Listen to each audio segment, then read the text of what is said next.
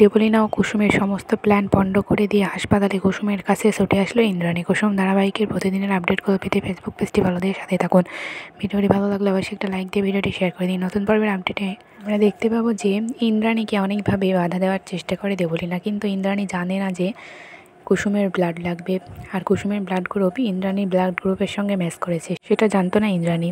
এদিকে দেবলীনা মীনাক্ষীর কাছ থেকে শোনার পরে ফোনটা সুইচ অফ করে রাখে, যাতে দেবলীনার প্ল্যান সাকসেসফুল হয়, যাতে কুসুম চিরতরে চলে যায়। এটাই চাই দেবলীনা। দেবলীনা কুসুমকে সহ্য করতে পারছে না, তাই কুসুমের এত বড় ক্ষতি চাইছে দেবলীনা।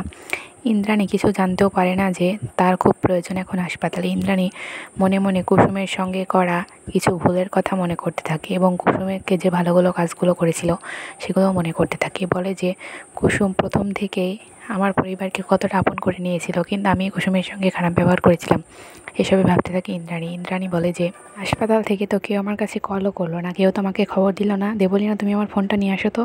তখন দেবলীনা বলে যে কেন আন্টি, এত চিন্তা করার কি আছে? ডাক্তার না তোমাকে বললো তুমি যেন চিন্তা না করো, তুমি কেন এত চিন্তা করছো? ওখানে তো সকলেই আছে। ইন্দ্রাণী বলে যে না, আমার মনটা কেমন লাগছে, আমি ওখানে কল দিয়ে শুনবো যে কুসুম কেমন আছে। দেবলীনা বলে যে এত কাজের মেয়েকে নিয়ে আধিক্যতা করছে, এটা আমার একদমই সহ্য হচ্ছে না। ওদিকে মীনাক্ষীর সাধ্যমতো চেষ্টা করতে থাকে, কিন্তু পারে না। অবশেষে আয়ুষ্মান চলে আসে তার মাকে নিতে। আয়ুষ্মানকে দেখে ইন্দ্রাণী বলে যে কী ব্যাপার আয়ুষ, তুমি এখানে, কুসুম কেমন আছে?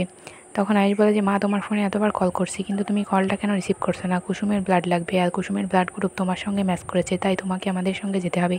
তখন ইন্দ্রাণী বলে যে এত বড় একটা খবর আর আমাকে ফোন করে জানাওনি? তখন আয়ুষ বলে যে তোমাকে তো অনেকবার কল করা হয়েছে, কিন্তু তোমার ফোনটা সুইচ অফ, দেখি তো আমি আসলাম।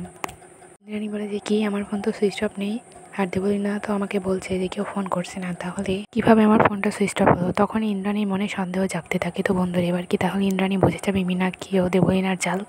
জানতে এবং দেখতে হলে ফেসবুক পেজটি ফলো দিয়ে আমাদের সাথেই থাকবেন। ধন্যবাদ।